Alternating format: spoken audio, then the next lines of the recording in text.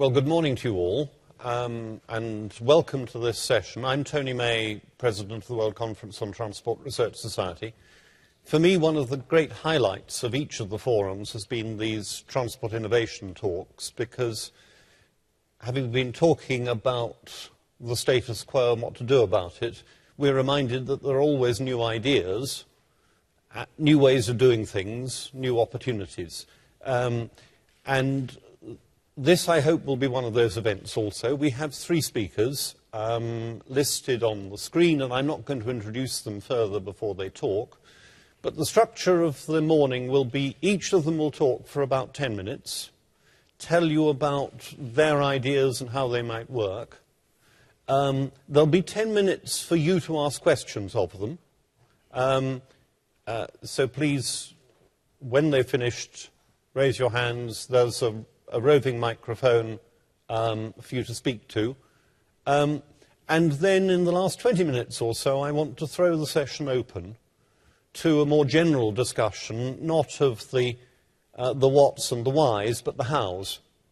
How we might facilitate these innovations, where new ideas come from, and particularly given this is a forum on finance, how we might finance the development of innovations and their application. So that's the challenge for the morning. I should say we've just turned round the sheet that tells you which the channels are, because there is no interpretation this morning, other than interpreting one another's English. Questions in English, answers in English. So without further ado, I'm going to call on Jonas Eliasson to start us off. Thank you.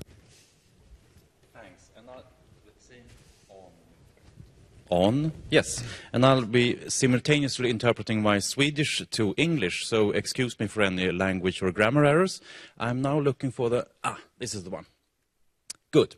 Hi, my name is Jonas Eliasson. I'm a professor at KTH in Stockholm, and I'm going to talk about nudges in transport policy. The thing is that on the whole, human beings are fairly rational creatures. We respond to incentives and pricing and regulations in more or less the predictable way, on average and most of the time. So nothing is new there, really. But the past few decades or so, we've learned more and more about certain quirks of the human characteristic, the human behavior and the human preferences, which are very useful to know once you set about in designing and evaluating transport policy. These are things that maybe don't shake your world, but which are useful in trying to understand why things may be less difficult to introduce than people have previously thought. I'm going to talk about three different things. The first one is one of my favorite topics, namely congestion charging.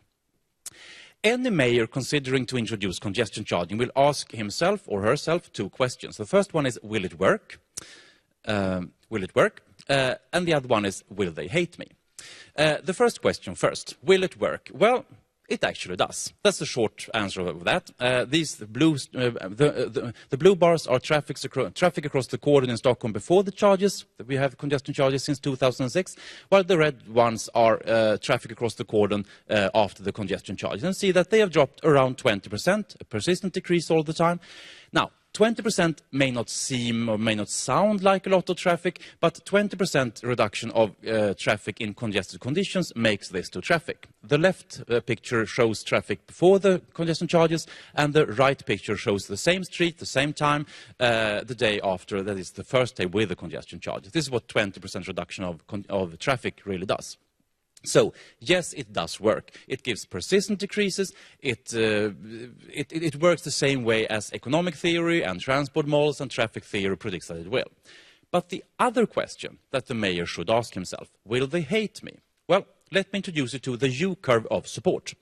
The U-curve of support means that once you start planning an unpopular measure, like congestion charges or anything else for that matter, support for this measure tend to decrease once you get closer and closer to the point of introduction. And that's because the losses, the cost for the individuals to adapt to these charges will seem to them be more and more unbearable or more and more costly up until the point where the policy is actually introduced.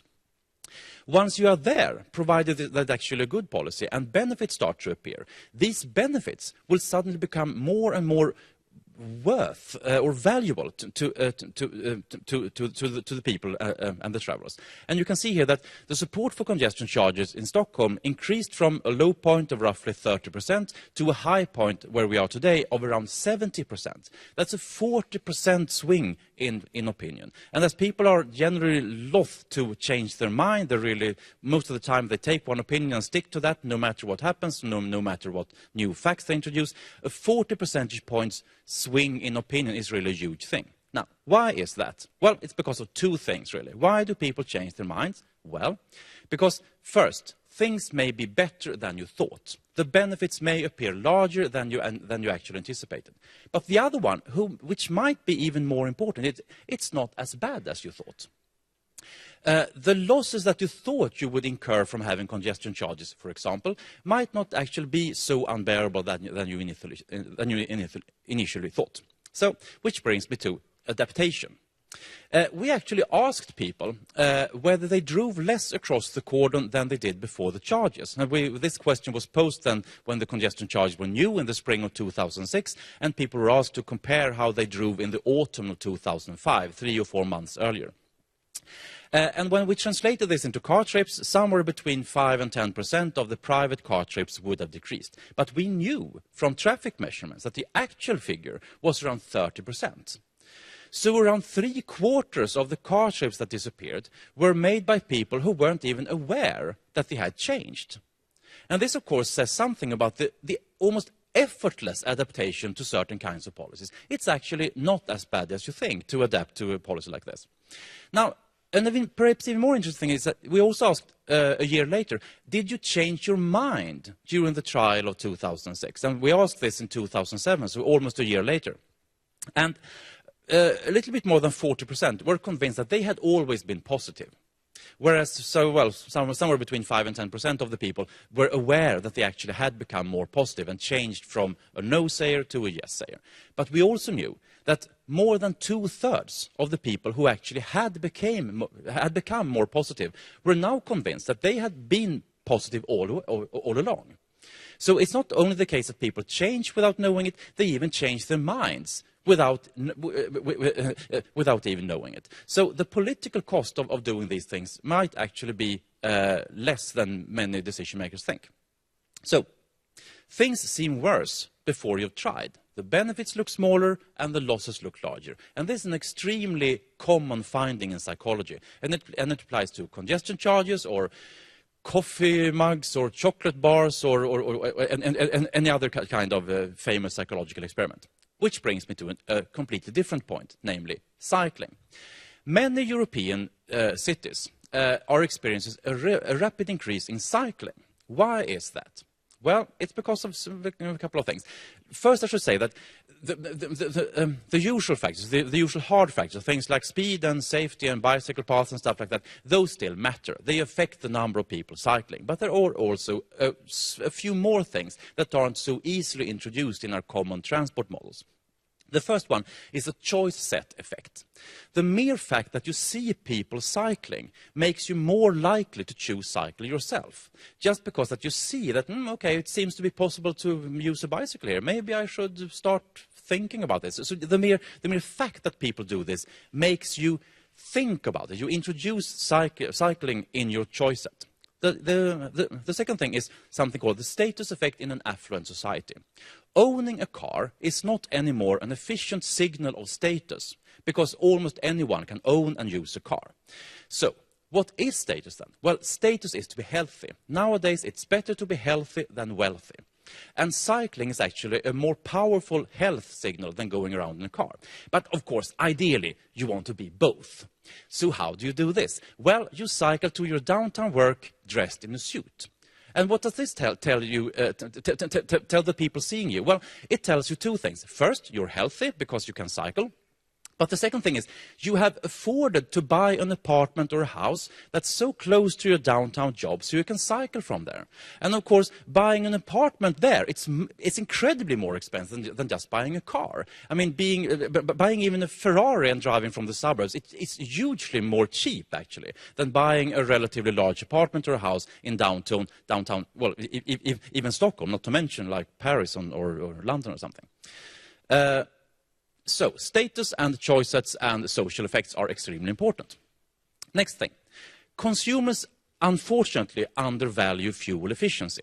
This is a problem. To an average consumer, these two cars would look the same. It's actually the identical car. It's the Batmobile, which you can buy for either 23,000 euros with an engine that consumes 0.4 liter per 100 kilometers, or you can buy it slightly cheaper for 20,000 euros with twice the fuel consumption.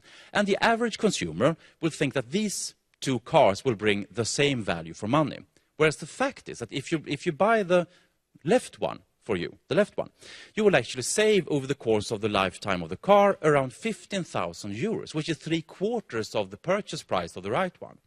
So consumers hugely undervalue fuel efficiency, which is, of course, a problem for themselves first.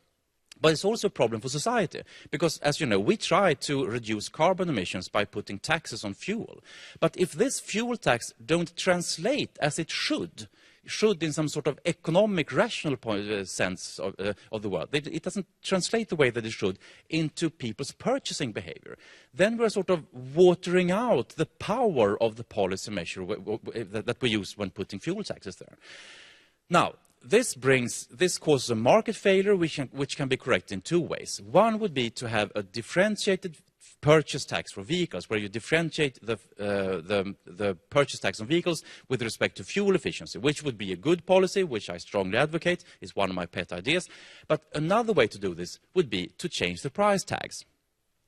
If price tags were compulsory made like this, that you actually present the total average lifetime costs in red like this, then this changes the way people think about prices. We already do this for dishwasher machines, where you have compulsory sort of labels where it says something about fuel efficiency. Now, I'm not revealing any large secrets here when I say that the fuel efficiency of cars is hugely more important than the fuel efficiency of dishwashing machines, which means that I think that we actually should tell people this. Because these red things, they don't convey any more. They don't convey any more information than the previous price tags do, but they change the way that you perceive the price. So, summing up, let's see. Here we are. Social effects. Norms and choices and role models, they affect behavior in more ways than just objective effects do. Pricing, it still works, but making prices more visible can actually make them more effective. Before a reform, benefits look smaller and losses look larger, and people adapt more easily than most believe, which means that if you design things right, like congestion charges or price tags or cycling or traffic safety effects, the political cost of doing this at first unpopular things are generally less than most people would believe. Thank you.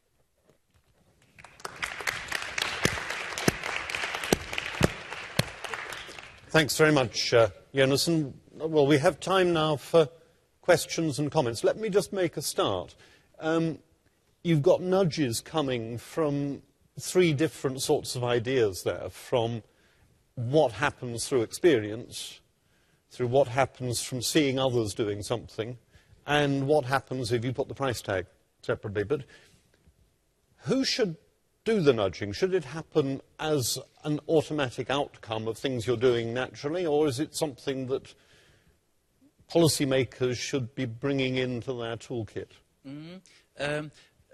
I think that the policymakers should consciously use these things in order to design more effective and efficient transport policies.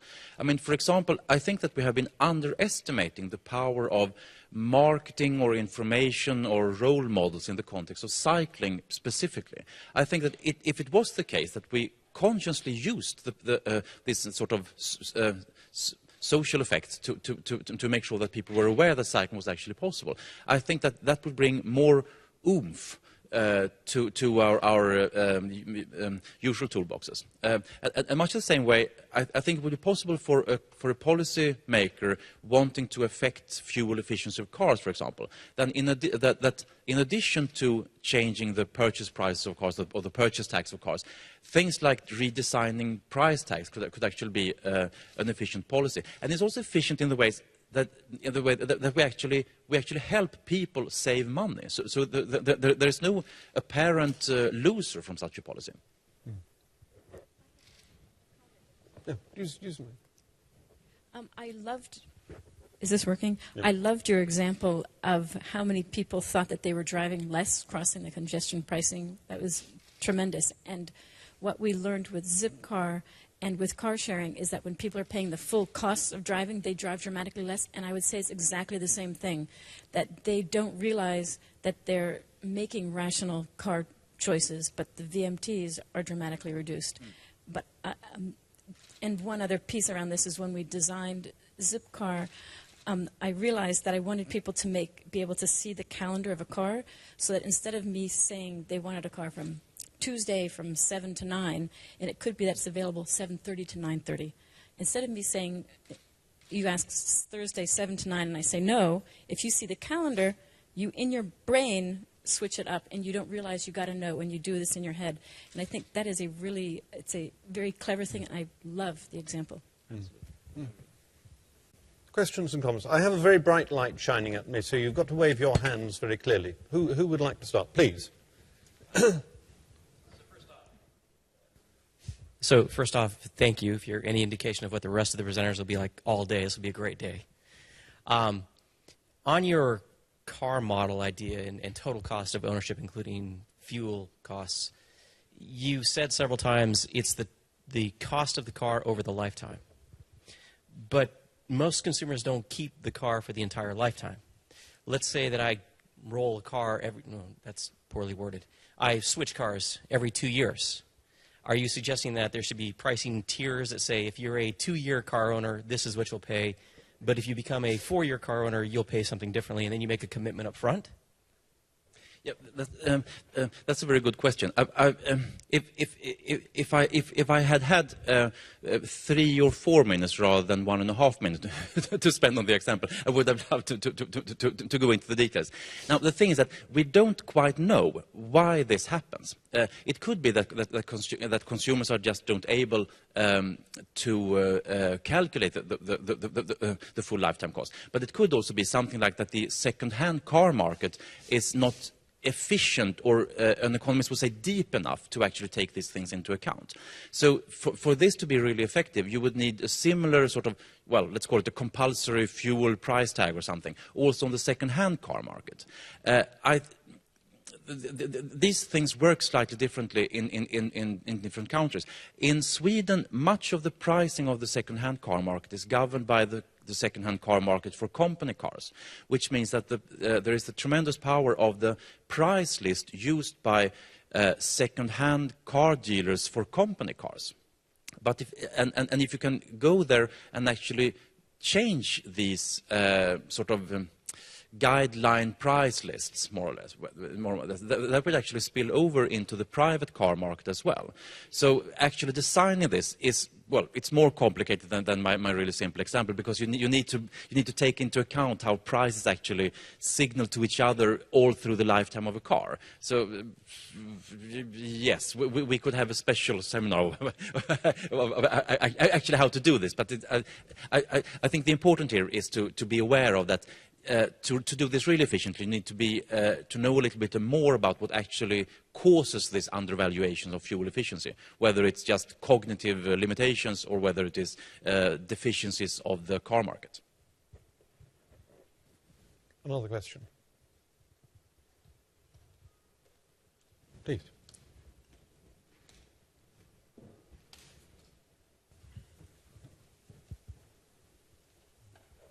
Thank you. Thank you very much for a very refreshing presentation. You took the example of this congestion charge. What about the level of maturity of the Stockholm people, for instance, into moving towards a zero-emission zone? Do you think that the pros and cons now would create a positive context for such a more extreme type of decision, which would be very conducive to progress? A zero-emission zone. Well, it could work. I think that the losses would probably be smaller ex post than we would believe ex ante. But on the other hand, the benefits of such reform would probably be less visible, I would think, which would make it perhaps a slightly more difficult thing to do politically, because I mean, when you do congestion charging, the benefits are so visible. And they also come right back to at least quite a large subset of the drivers who actually pay the charge. Whereas a zero-emission zone, that would benefit a much more wider set of the population, each of which would gain a rather small amount. And generally speaking, it's much more difficult to introduce political reforms when you make a small group of people lose quite a lot, or at least think that they lose quite a lot, and you benefit a wider group of people just a little. You would wish it was the other way around, but unfortunately that's usually not the way things work. So I would think that a zero-emission zone would be possible to introduce, possibly not hurt as much as people would think, but it would be more difficult than congestion charging. Please, last one.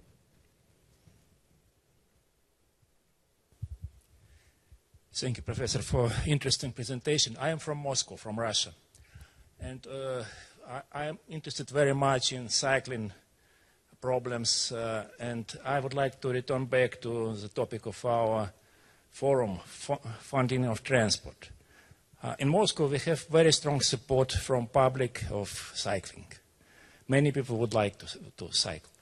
And we have support from Moscow government also.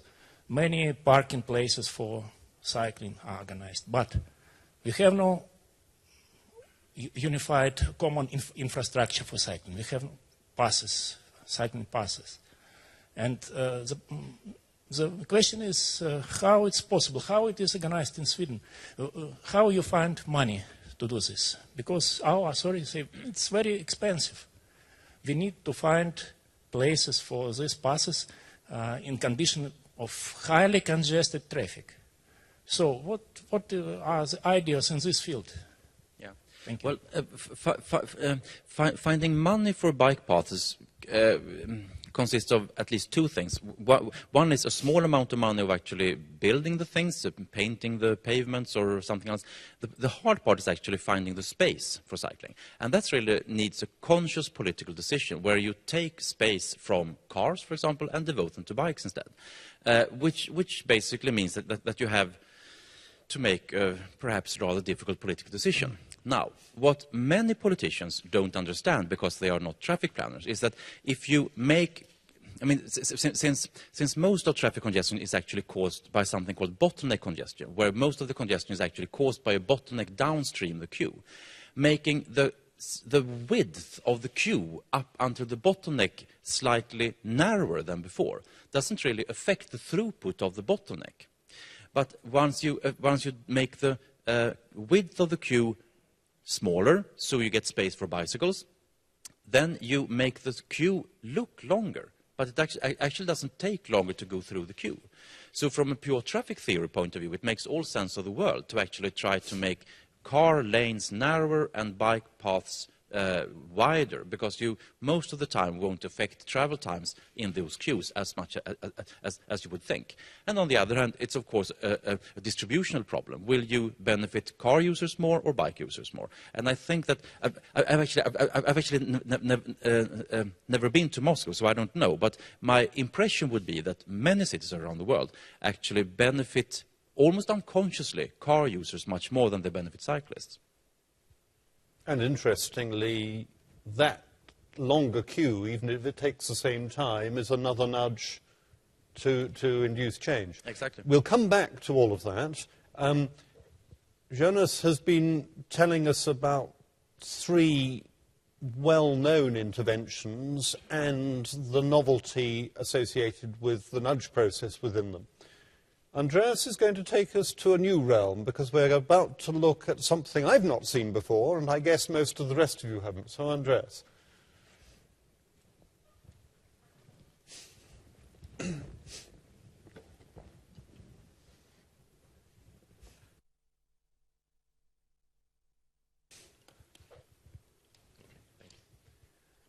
Good morning. Thank you. Great to be here. My name is Andreas Raptopoulos. I am the founder and CEO of a US startup called Matternet. Our name reveals our mission. We want to create a network for the transportation of matter that is analogous to the internet. Let me give you some context. 1 billion people in the world today do not have access to all-season roads. So 1 billion people, imagine this, 1 billion people, 1/7 of the Earth's population are disconnected from all social and economic activity for some part of the year. They cannot receive medicine when they need it. They cannot receive critical goods. They cannot get their goods to market in order to create a sustainable income, participate in the economy. 85% of roads are unusable in sub-Saharan Africa, for instance. Investments are being made, but at the current pace, it's estimated it's going to take them 50 years to catch up. Catch up to what? In the US alone, we have more than 4 million miles of road. This is extremely expensive to build, very expensive to maintain infrastructure.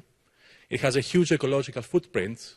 Would we wish to see the same happening in all parts of the developing world? So we saw this and we thought, can we leapfrog?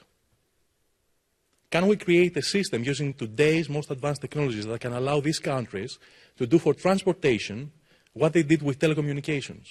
Many of those nations have excellent telecommunications today, and they've never put copper lines in the ground. Could we do the same for transportation? Imagine this scenario. You have a newborn in a maternity ward in Mali in need of urgent medication. What would you do? You would place a request via mobile phone. Someone would get the request immediately. That's the part that works. The medicine may take days to arrive, though, because of bad roads. That's the part that's broken. We believe we can deliver that medicine within minutes or hours with a small, autonomous aerial vehicle, such as this one. This can transport today only a small payload, about 2 kilograms, and can traverse a small distance, about 10 kilometers. But it's part of a wider network that forms an ultra-flexible logistics network that may span an entire region, maybe even the entire continent. We call this Matternet. We use 3 basic technologies. Autonomous flying vehicles, such as the one I've showed you before. Landing stations, the vehicles fly in and out of in order to exchange batteries and go further, or swap loads. And a routing software that runs the whole network. The vehicles fly autonomously. They can fly segregated from all other traffic. Typically, this is at an altitude of about 400 feet in most places in the world. They can traverse 10 kilometers in about 15 minutes. They then need to swap battery and load and go further. So at the heart of our system, we have an automatic battery and load swapping mechanism. A vehicle navigates to the destination ground station using GPS. It locates the ground station using optics. It then docks on it, lands, docks on it, swaps a battery, and goes out again. The heart of the network is what we call the Matternet OS, the software that does the routing, avoids adverse weather conditions, matches supply to demand, avoids other risk factors from the ground. Let me show you here a quick video of what a delivery by drone looks like. This is in Haiti in September of last year. So here we're landing in the Pétionville camp that was set up after the earthquake, delivering medicine there. And this is totally without any infrastructure. So the big question is, what's the cost of this? Well, it turns out that the cost to do a 2 kilogram, 10 kilometer delivery today is 24 cents of the dollar. 24 cents, imagine this. 24 cents to transport 2 kilograms over 10 kilometers. And what gives me courage that this could be a new paradigm is this last element here. The energy expended for that flight is only 2 cents. And we're only at the beginning of this. So we believe we can build a new paradigm of transportation, a new modality using this.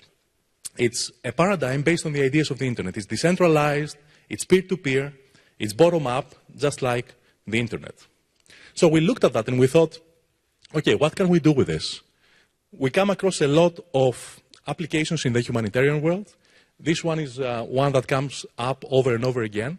Transportation of lab samples and diagnostics for HIV, AIDS, tuberculosis from clinics in rural Africa, Haiti, and other places around the world to labs where they're being analyzed.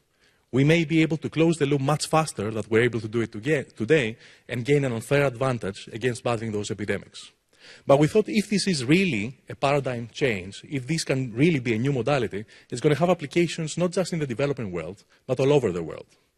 So let's look at the other end of the spectrum, not where we don't have large densities of populations, but where we have a lot of people living together.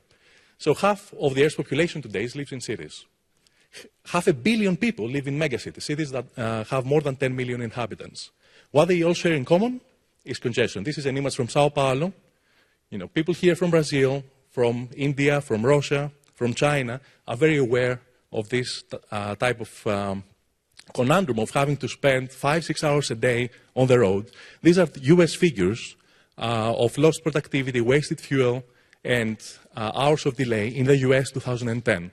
You can imagine an emerging country, these are going to be much, much bigger. We haven't found a way to scale infrastructure in these types of environments fast enough to catch up with economic growth. So we believe we can build a layer of transportation that sits between the road and the internet. And we believe this can be a new paradigm that can help those economies grow. We see a very nice marriage of this type of system with e-commerce goods. So in the future, we envision that a system like this could basically change the way that we get deliveries on our doorsteps. We won't get them on our doorsteps anymore, we believe, but we will pick them up from convenient locations, and we see this trend happening already now in various countries. We would like to see those stations on rooftops and those little vehicles landing on there, swapping batteries and going out again. We would like to see them on the back of people's houses. So this is the idea we're working on. We would like to see a new paradigm being created, a new way of transporting initially small goods around that will at least enable a partial leapfrog. And our analogy is mobile communications. We've seen it happening with mobile communications. We believe it can happen with transportation. Thank you.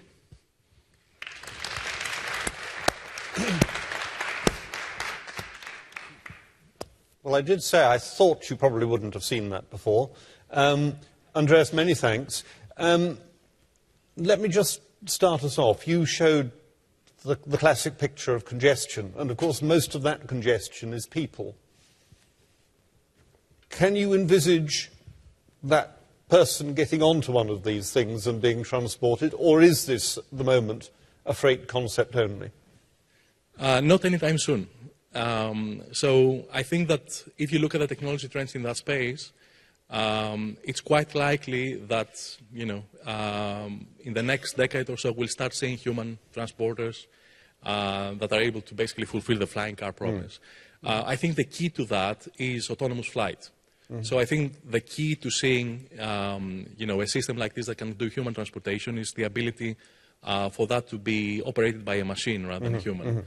Autonomy in the air is much more involved than autonomy on the ground, and we're seeing now autonomous robotic systems like robocars, etc., being developed. So it's not, as wild an idea as it would have been 10 years ago. The way that we see it, though, there's a lot of scope to start from what we can actually do today, which is the small payload capacity, start lifting some of that traffic off the road, and then see where that leads us. Yeah. Very good. Questions, comments, please. Robin, Karen. Robin, you first, and then can we have the microphone up here, please? Andreas, you have a sentence in there about doing this in a peer-to-peer fashion, and so I'm wondering if you've thought about the business model for peers. Yeah, we've thought about it a little bit. It's probably way too early to envision how this will play out, but we're thinking that, first of all, our mission as a technology company is not to operate networks, is not to become a service company, a FedEx or UPS, but to actually supply the technology for other people to be able to set up small networks, and would like them to be as bottom-up as possible. So the analogy we're using is that, you can participate in the internet today just by buying a computer and plugging it into the network, and then you're part of the internet. Could we do the same with a transportation network? And then there are some interesting ideas about, for example, we ran a simulation of what would it take to serve like downtown LA with a system like this, and we ended up with a number of 2,000 stations, 2,000 vehicles in order to serve I think 125,000 packages a day in LA.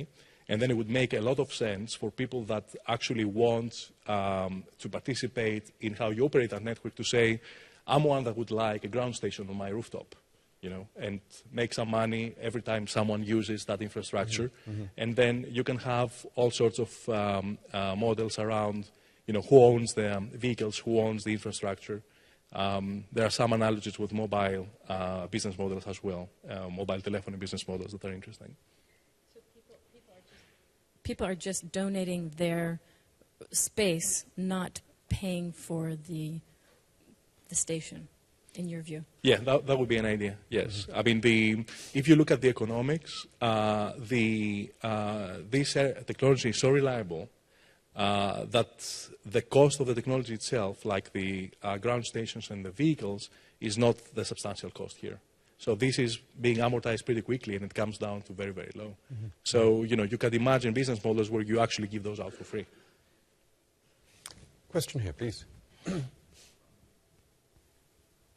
The United States is debating its regulations now for dealing with drones, just making sure they won't bump into anything else in the sky. Do you find, well, are you worried about how long it might take them to develop regulations which are already behind schedule? And do you think that it will be perhaps easier in other countries like sub-Saharan Africa where perhaps it's less congested? Yes, we're watching this quite closely.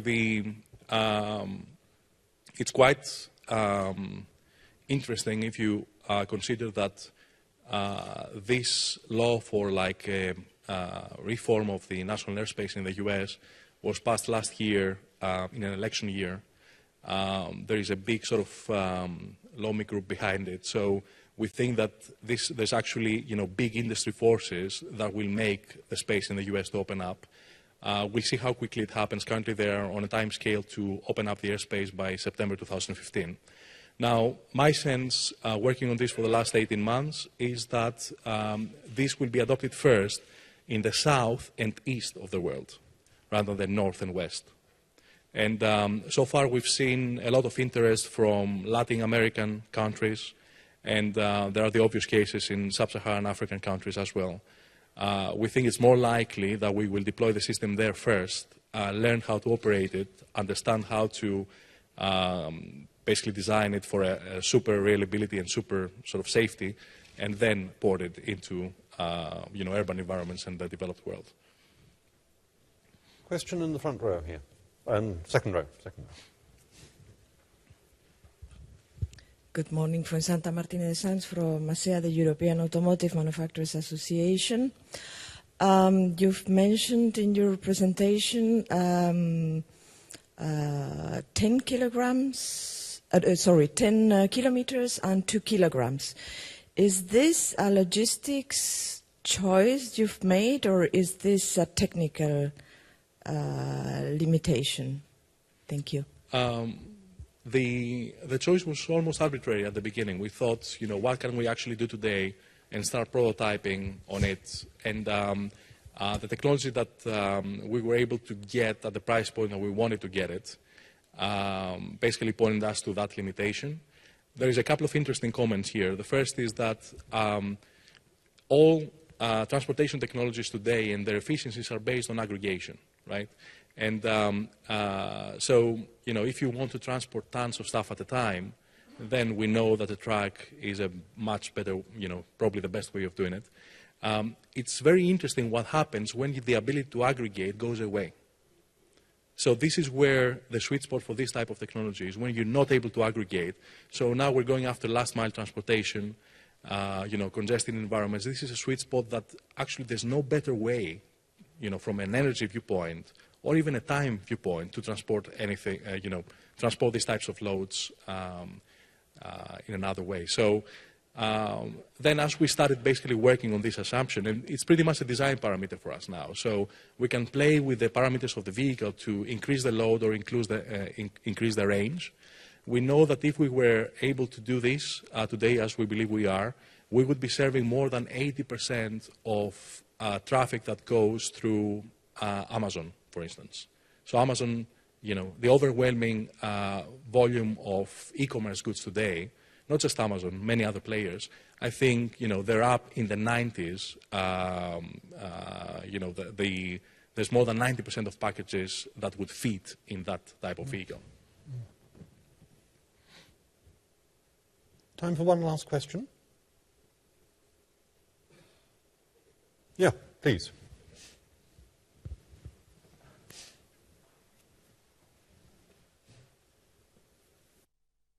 So as some of us start playing more with semi-autonomous and autonomous vehicles, it becomes abundantly clear that security and remote manageability takes a tremendous amount of compute horsepower. How have you kind of solved that in your initial phase of doing this here? How do we keep some bright 14-year-old high school kid with a cell phone from hijacking this and redirecting the payload, or causing it to take a nosedive right into the ground? Yeah. We're thinking a lot about this. We think that the technology to do these types of systems today is out there. There is a big sort of DIY community and a big academic community that, if you wanted to actually get one of those vehicles and cause damage today, you would be able to do it. Our approach is to basically optimize for safety, reliability, and security. So there are a few different ways to go about it. We want to have like a vertically integrated solution that is very hard to hack into. We will be relying on GPS to fly those. You can jam GPS signals, but it's illegal. It's very, so it goes into like the realm of a criminal activity. And we want to play into the framework of, whatever framework exists to help us in the law, to help us build this. Now, a lot of people are asking, if you want to do this in Haiti or in sub-Saharan Africa, aren't you worried that you're going to lose most of your vehicles? Which is a very legitimate concern, and we learned by actually doing it. The way those vehicles fly, though, they're very hard to see. You cannot hear them at all. They're very hard to see when they're flying at 400 feet because they're very, very small. And the way that they approach the landing stations is that, they take off vertically or approach them vertically, and then they reach the altitude that they want to fly and then go off. So you basically have to solve the problem of how do you guard the landing stations. And we think the way to do this is by having them owned by stakeholders in the ground. So instead of having a top-down organization where we or somebody else goes in and says, we're going to set up this network, we want this to be owned by the community or play into the societal sort of networks to actually make sure that these are protected.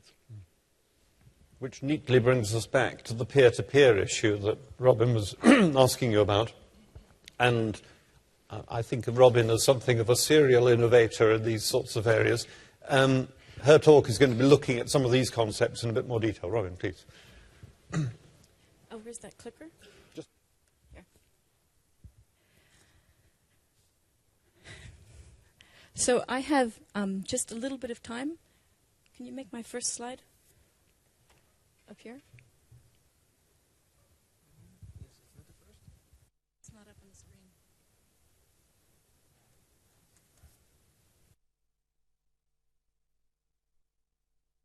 So I'm going to be talking about, I'm hoping the conference is about financing innovation, financing infrastructure, and this session on innovation.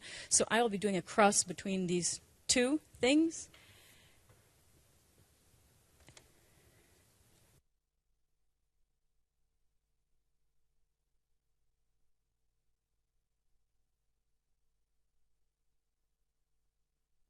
There we go. Oh, please.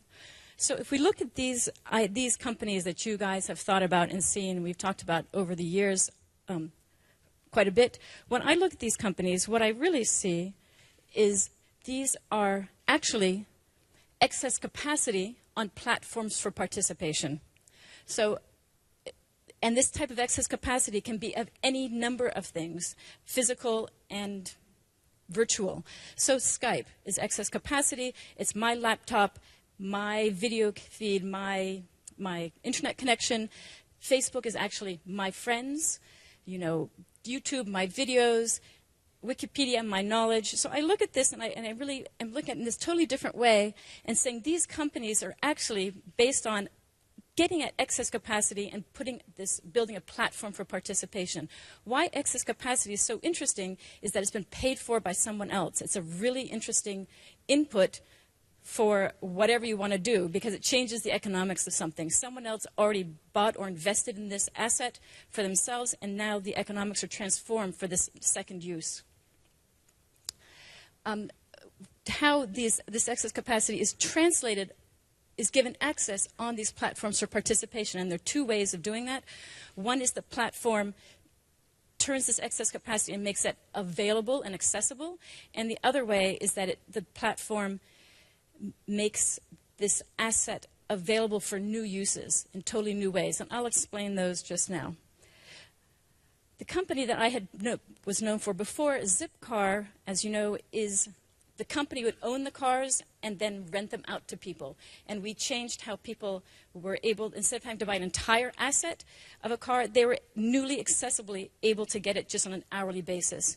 What we did with Buzzcar, my current company in France, is I said, okay, let you rent out other people's cars. And so this is a platform on which we're gathering little small pieces of people's excess capacity and putting it on a platform for many people to use. And it results in a huge diversity of offering. And these are photos of people who own the cars. And these are the owners. You can see they come in all kinds. And so the cars are different types, different places, different price points, and now across France we have, after 2 years, 5,000 owners' vehicles parked across France and 15,000 people who are members of the service. I want to give you another example that I really love. As you know, I am known for sharing, and I want you to get into your mind the idea of bed sharing. Have you guys got bed sharing into your minds? I'm actually talking about the excess capacity of staying in someone's house and using their extra bedroom. So when I travel, I often try to find a friend's house to stay at. And I might be lucky and have a nice, clean room with a single bed. And I might be even luckier and get a double bed as the excess capacity, better yet. And I might be extremely unlucky and end up having, the teenager's been kicked out and I'm using their room. And this is why hotels were invented, because in places where I don't have a friend, I can stay in a hotel. And hotels are really bed sharing. And I used to tell my staff that I didn't, at Zipcar, not to call it car sharing because people don't like the word sharing. They would disagree with me. And imagine if hotels were called bed sharing. So I just slept last night in my bed-shared hotel. So I went to look and see which are the largest ones in the world. And the largest bed-sharing in the world is the Intercontinental Hotel Group.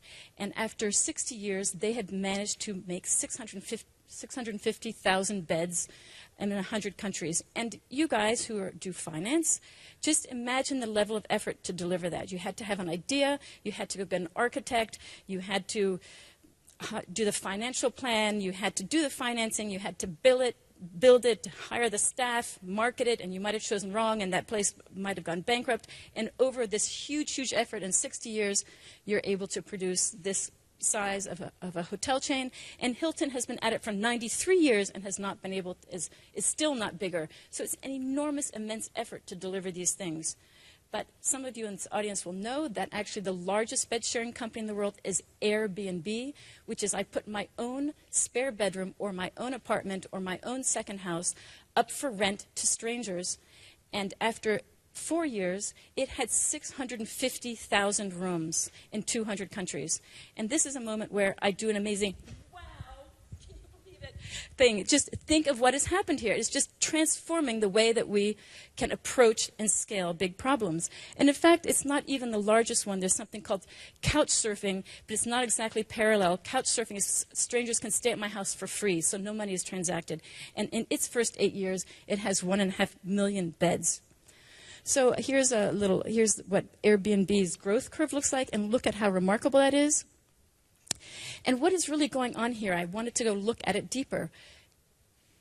The industries are, the industrial method of doing things, and what industries and big companies are good at is producing large investments that take time, that take many, many years, different types of intelligence, different types of expertise, and creating standards, contracts, and they're global, and we do this, and we develop a brand promise so that people know how to relate to us. But individuals have a very different set of expertise. They provide really fabulous localization, customization, specialization that is very, very expensive for big companies to do. And when we put these two things together, there actually is a matching of these two skill sets and these two areas of expertise. And I call this Peers Incorporated. And we are increasingly seeing companies that are this partnership between the two sides, where there's a value sharing and there's this amazing thing that goes on. And this is what I want to talk about. And so the company, and I'm saying company, but I just want to express a large entity. It can be a private sector company, it can be an NGO, it can be a government. But these are the types of things they do best. And they're doing this partnership with peers, which again, I'm using loosely. Peers can be individuals or they can be small local companies and local NGOs. But these two together develop these really interesting new organizational structures.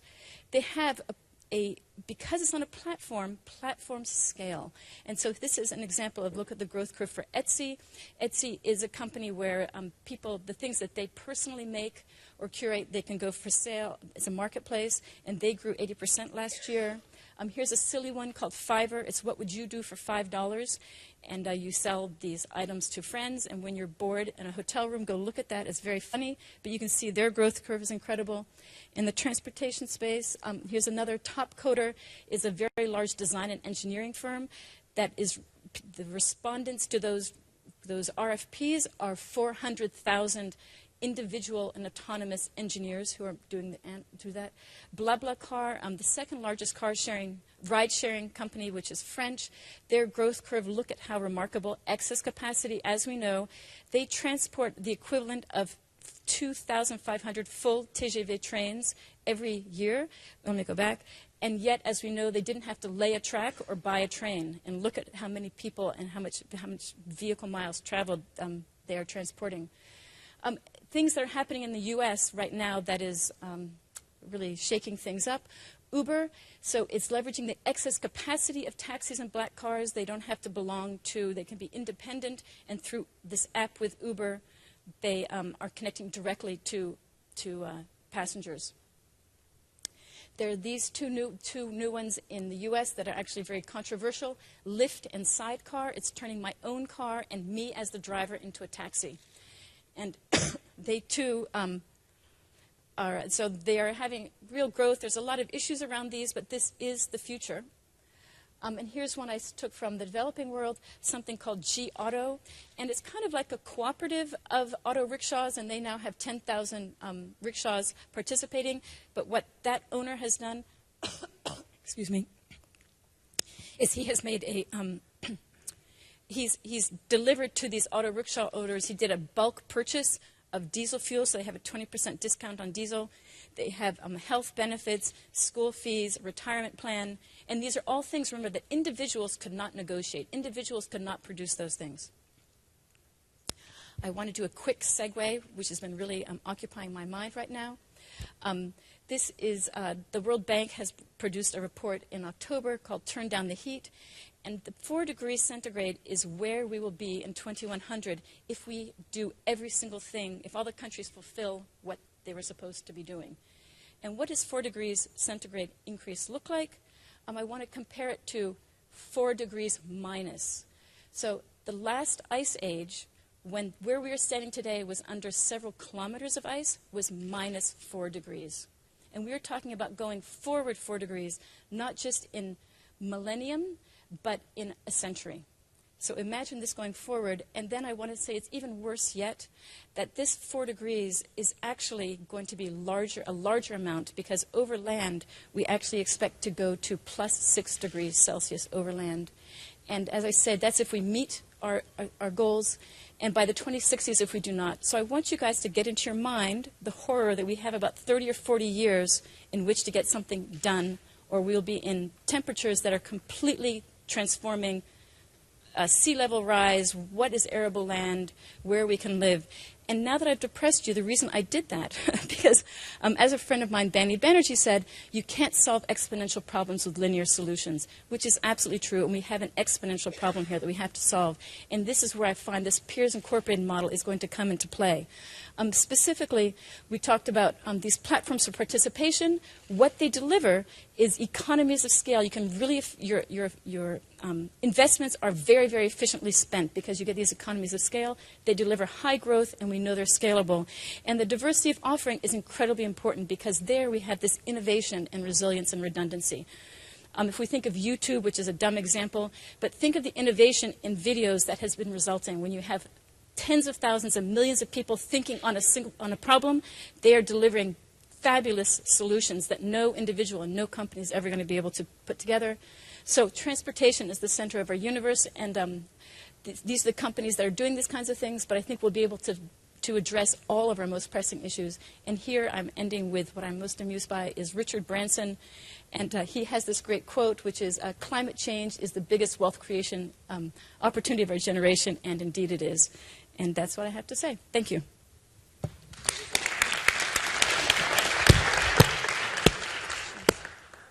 Thanks very much, Ryan. So here we have Peers Incorporated, able to tackle exponentially the problems that we have facing us. But much of this is being started by individuals with a bright idea encouraging other individuals to participate and use their spare capacity in the ways you described. Is there a role for governments in this? Yes. So to give you an example of a platform for governments, is if we think of the open data movement, that is a platform for participation that took excess capacity and made it available. So in the US, as of maybe 3 weeks ago, the default for government data is that it's open and available. And as I say, it's a complete magnet for innovators to get in there and do something with it.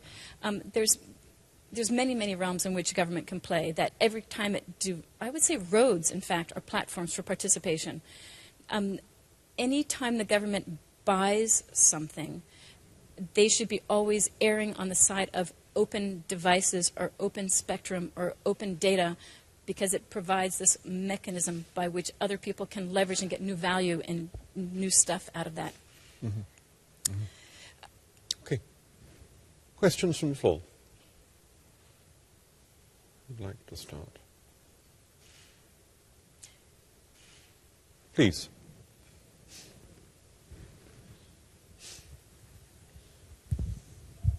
Just a question to Robin. The idea of the car share, how does the vehicle manufacturers respond to this new challenge in terms of their business models?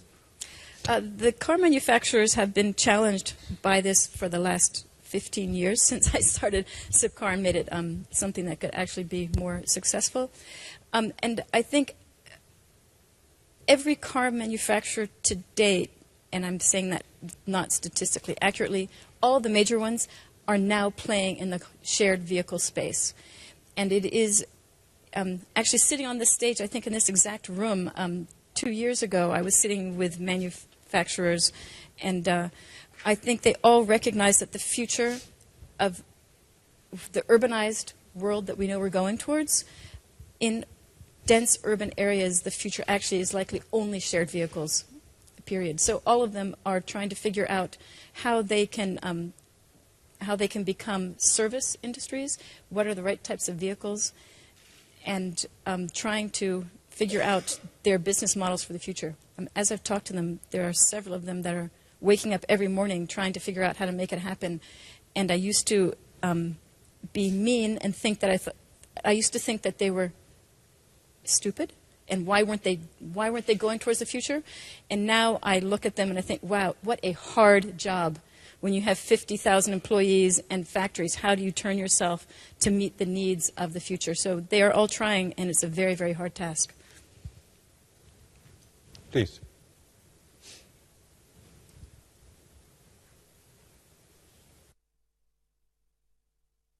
It's a race for the first mic. No, just a. Thank you. Thank you. Robin, I'd like to offer you an opportunity You just talked about Bronson there. We have a situation, I'm involved in road safety around the world. 1.3 million people die every year. More than 9/11 every single day. 3,500 people die every day. 50 million people are being crippled or injured in road accidents. How can we apply your methodologies, your peer approach to try and tackle this problem? It's a fundamental problem around the world. And we need... Well, I don't think this is the answer to your question, but I have been arguing with the U.S. government on these. They've been safety focused, and I've been saying if you're actually safety focused, then you should stop promoting cars because people are way safer in public transportation, bicycles and pedestrians.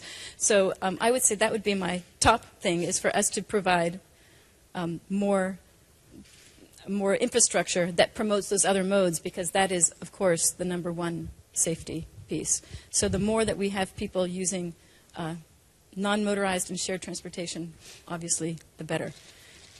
Which raises the interesting question of the spare capacity on public transport and the spare capacity on sidewalks and so on. How do we manage to get the community to use that? I'm laughing that the last time I was at this conference, I went and we had a tour in Dresden, I think, and there's a BMW factory that is so clean you can lick off the floor, and they are using public transport to bring parts into that factory. It seemed to me that it was something of a showcase, but I do believe at nighttime, I've always thought in New York City, oh my God, like, couldn't we be transporting freight during the evening times? I think it's an amazing opportunity. And how can we leverage those to get delivery trucks, which are the last, when we go to a shared vehicle city, delivery trucks is something that I think we need to be thinking about. And I've always been impressed by, in India, there's the lunches that are going to and from people, I think, to and from people's homes to work. And I think we've got to study that and figure out how can we do that with all of the other things that we need to transport around cities. There was another question, I think, behind you. Yes. Yeah, I have the microphone. Okay. Robin, I love your ideas of peer incorporated. What is the couple of things that you would dream of to really unleash the potential that you are trying to unleash precisely in terms of bringing the civil community to a new level of innovation?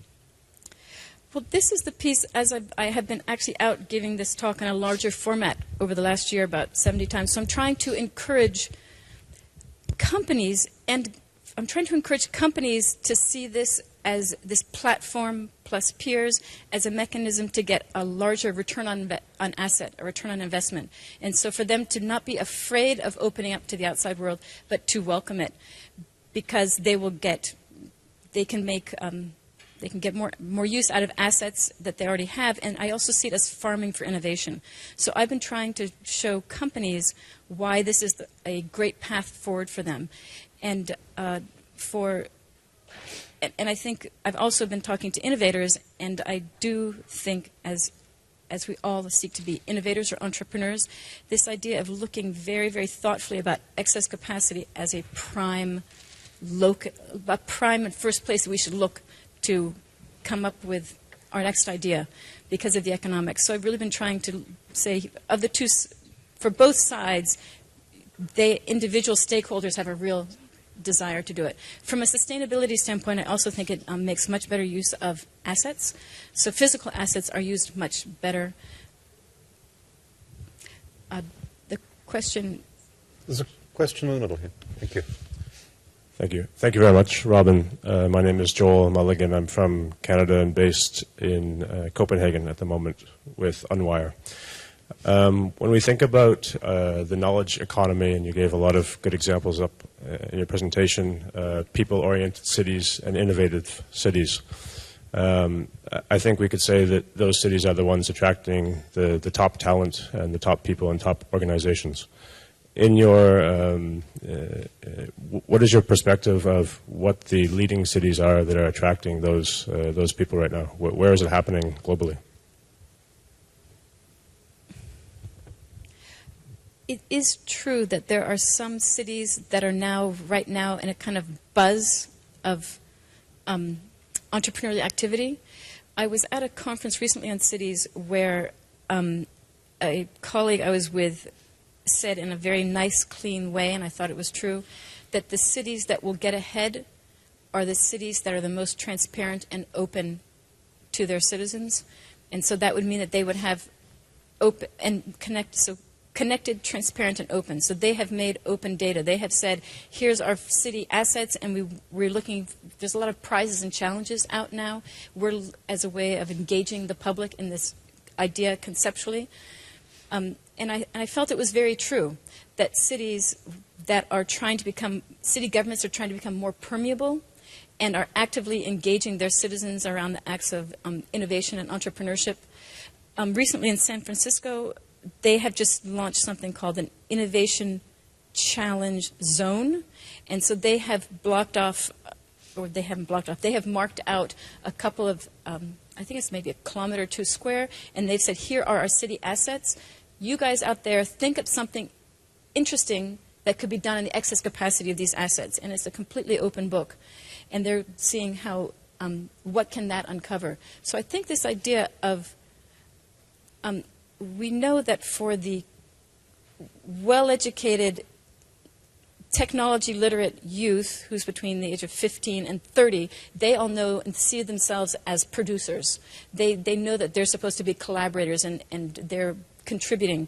But I think this new mindset needs to be gotten out more broadly. The idea that I, as a human resident in a location, have something to contribute that is really valuable. That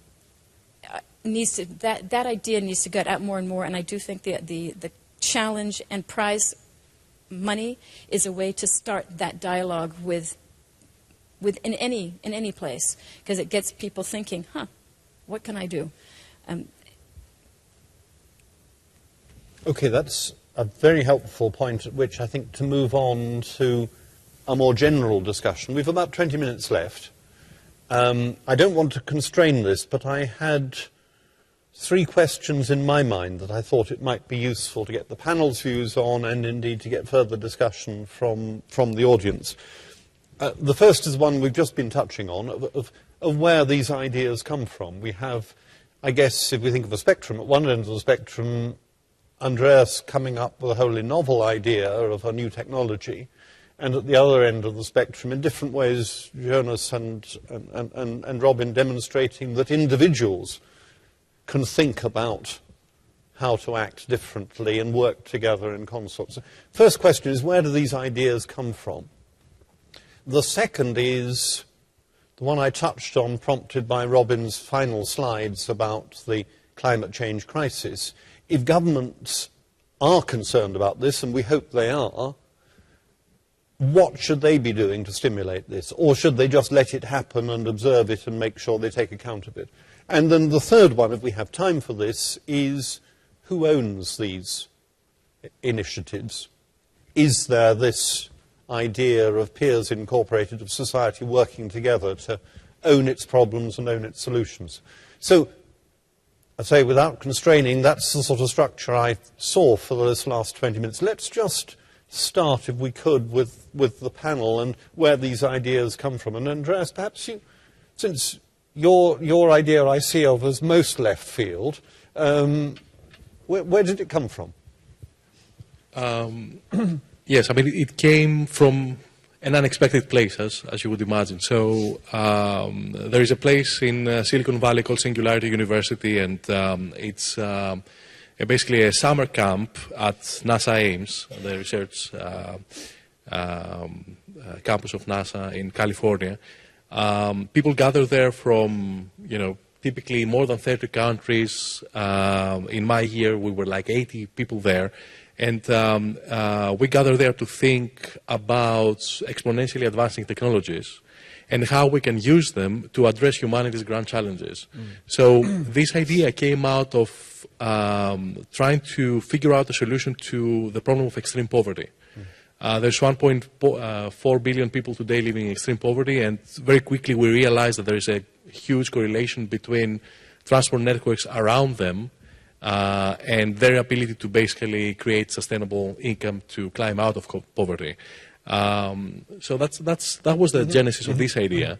I think the aha moment for us is when we basically, it made sense that we could basically start thinking about technology that is today advancing, at a very rapid pace, those small UAVs. These types of vehicles wouldn't have been possible 10 years ago. The cost of them is coming down rapidly. Then thinking, where in the world would this be needed most right now? Because need, I think, is the best way to make something happen, especially if it's disruptive. And then when the two were married and we thought, okay, the third actually component was the pragmatism that in order to build this today, we need to deal with the Achilles heel of this technology, which is battery life. So the concept of network was born out of this, and that was then the thing that really gave us the platform to grow this idea. Good.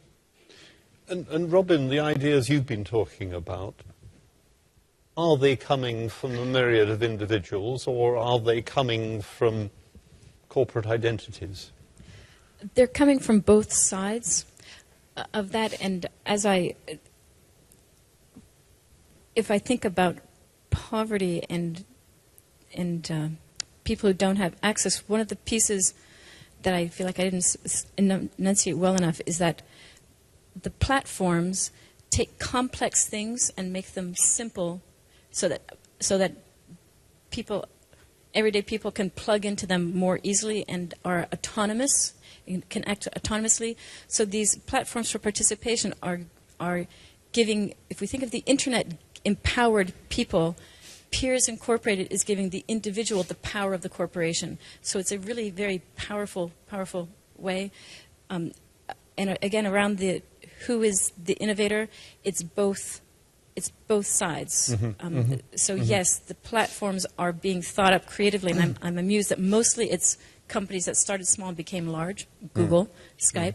But I was talking with people from GE a couple weeks ago, and they're trying to create, they're calling it an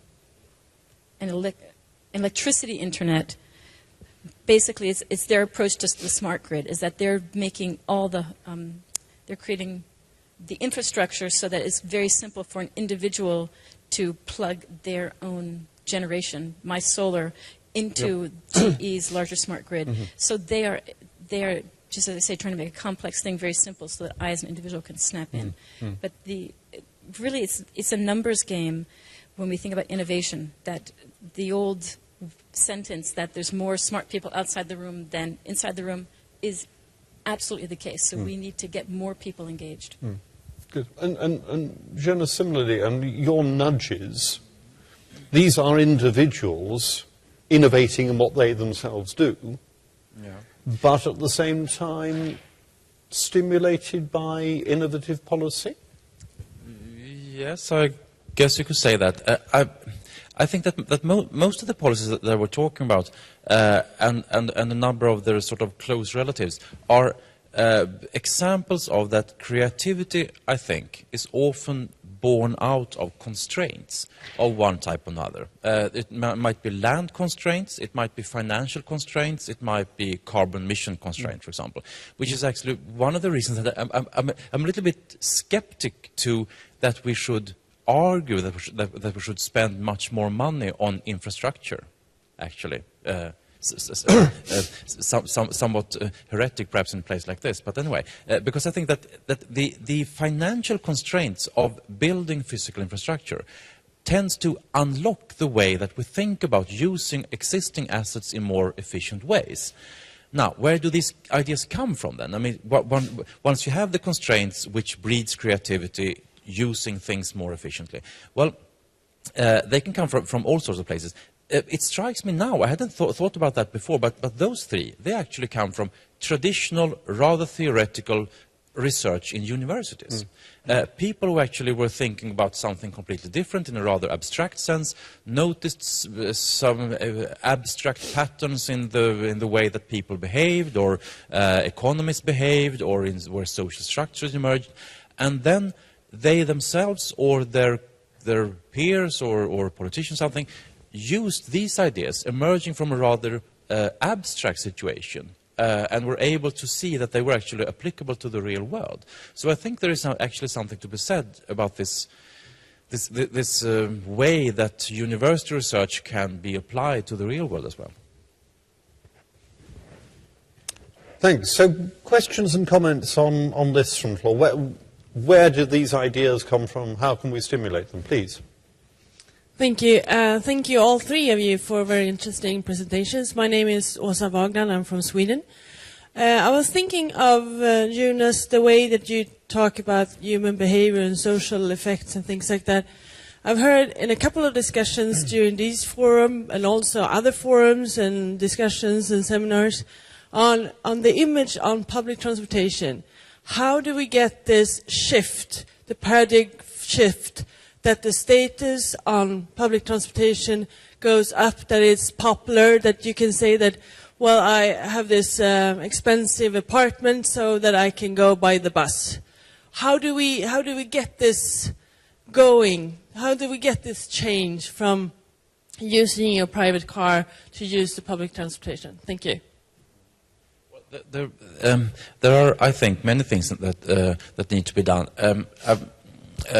I'm actually just back from China, and it struck me even more that in most of the larger European cities, and also the larger cities on the U.S. East Coast, we actually have come quite a long way, actually, to a society where also CEOs and bankers or prime ministers go by public transport to work. So I think that we can think about how we did this. I mean, if we think about Berlin or London or something, those public transport systems are actually already used by everyone, basically. I think it's because basically well, the most important thing is probably that everyone else is doing it. So since everyone is doing it, then all the other ones will be doing it. It's sort of a spiral like this. The most important thing is probably to cater towards public transport rather than to try to solve road transport problems through more infrastructure, basically. It helps to do some sort of marketing as well, making sure that everyone knows that it's a smart thing to go by public transport. But I think it's mostly about actually making sure that you get these sort of positive spirals. Just quickly, two responses. One is, in fact, where public transportation is the smarter, faster way to go, that's where people use it. So we have to continue to let cars be worse, harder, slower, and more expensive. So that's one. That's why they're doing it. And the second piece for me is that marketing is everything, and that I'm always laughing that we could be feeling we could be doing a much better job of marketing what public transportation is. And I joke to myself, since I'm not running any marketing campaigns, but for buses and for subways, they are my own personal driver and my valet. They brought the car to my door, they're driving me there, and then they whisk that whole asset away. So I think there are ways to be branding and marketing. So, question here, please. Hello. My name is Miller Crocker. I'm the vice president of a German, what was 30 years ago, a German startup company called PTV.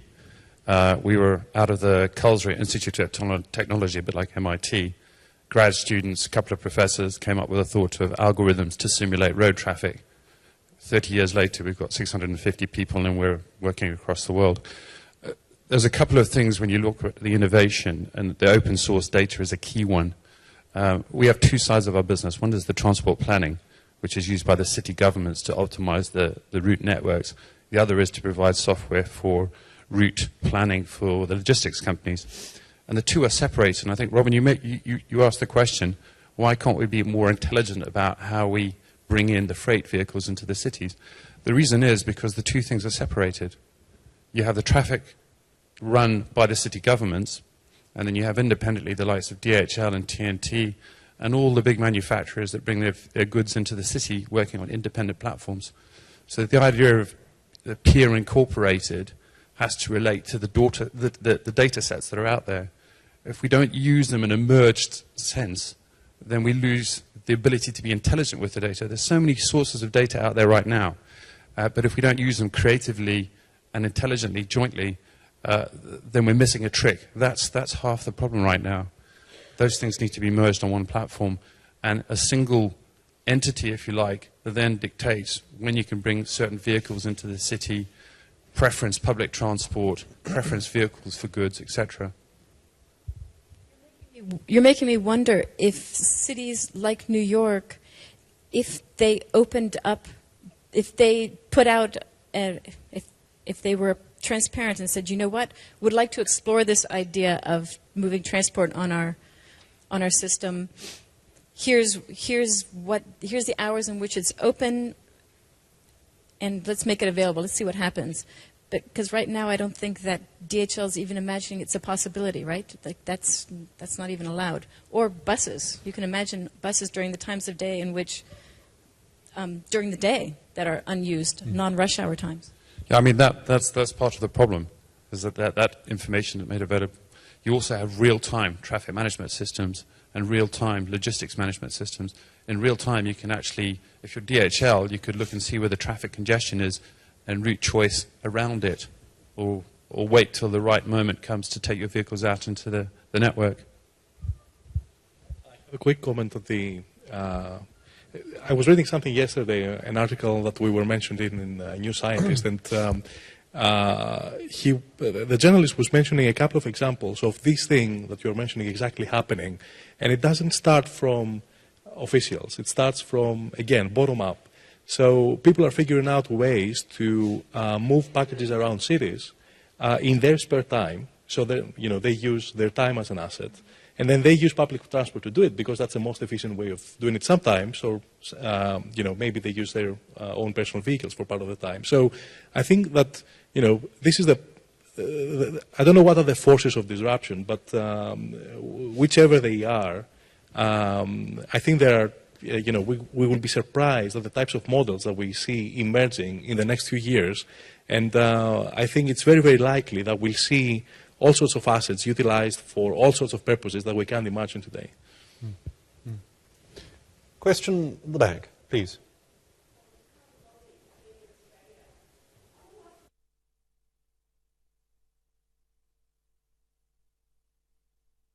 Now? Yes, here we go. Karen Colby, media from Australia. I have a question about time saved. We often hear that a road, if that's built, it will mean that people will save 10 or 15 minutes. And we also know that people really underestimate how long a car journey will take, and they overestimate how long a public transport journey can take. Is there any way we can put these two things together and make people actually realise what's going on? And that also the other thing is that with time saved with car journeys, we know by looking at long-term data that people then just use that time to travel further, which is why we keep seeing more car journeys happening. Any comments? I think one for Jonas, who would like to start. You're absolutely right. There is a lot of evidence that people overestimate how bad the alternative that they are not choosing actually is, and also the other way around. They overestimate the advantages of the alternatives, usually then maybe car, but actually also goes the other way around. It holds for which route you're taking, or if you go by bus, then you underestimate how good the train would be, this happens all the time. I think there is something to it with various kinds of marketing and information campaigns. There have been some good results of, for example, handing out free public transport passes to habitual car drivers, for example. Well, I shouldn't exaggerate the potential, because some of these trials have actually not resulted in so much results as we would have hoped them to be. But in some context, it can actually be quite powerful. One example that actually, again, has to do with the congestion charges in Stockholm is that they were introduced in January 2006, and then they were abolished again in July 2006, right before the referendum, which was in September. And as I mentioned, 20% of the car trips, roughly, across the cordon vanished. When the charges were taken away in July, almost all of those car trips came back immediately. The day after the charges were gone, out of these 20% that was vanished, 15 percentage points came back. But 5% never came back. And the charges weren't introduced again until in August 2007, that is 1 year later. And all of that year, those 5% of the car ships actually never came back.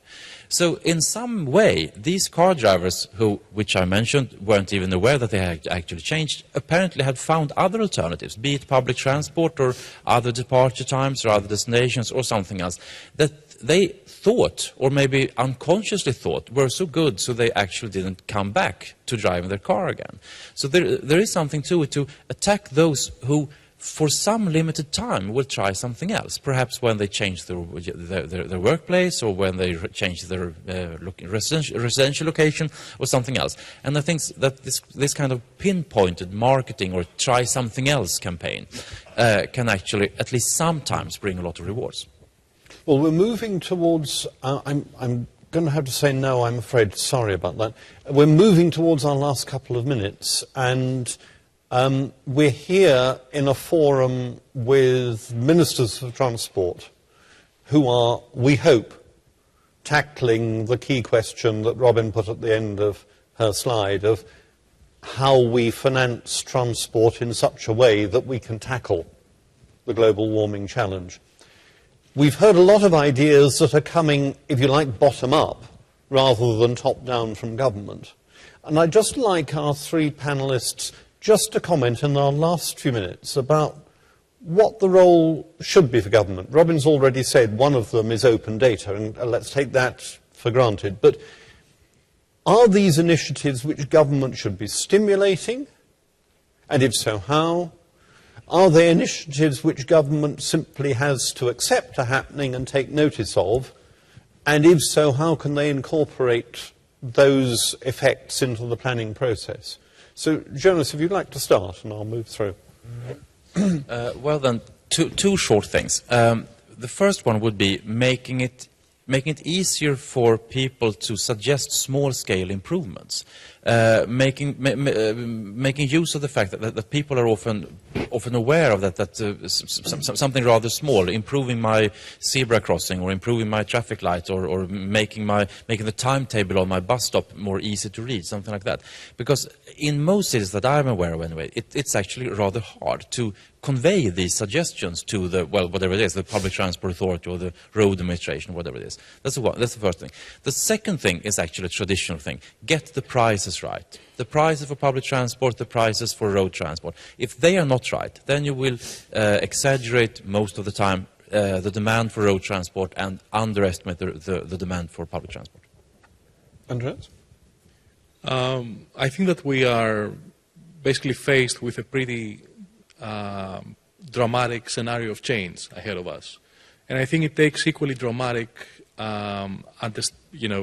will to bring change to counteract that change that is coming.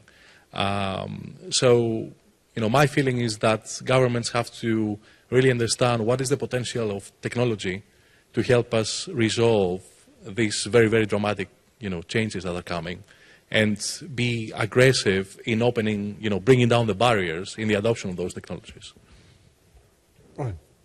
Since Jonas already said the number one, which is to get the pricing right, I'm starting these days to feel that it's time for governments around the world to stop being so cautious about realizing that we're in a time of crisis, and that we have to stop being so polite and saying, I'm a government, I don't want to make these significant changes.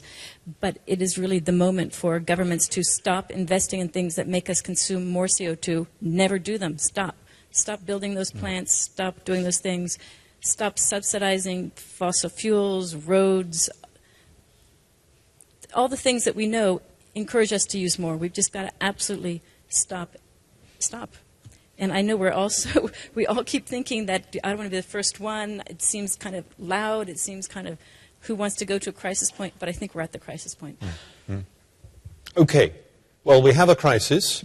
I was very interested in Jonas's comment in passing a few minutes ago that maybe the last thing governments ought to be doing is building new infrastructure. It did strike me yesterday that the theme of this forum had sort of morphed from financing transport to financing transport infrastructure.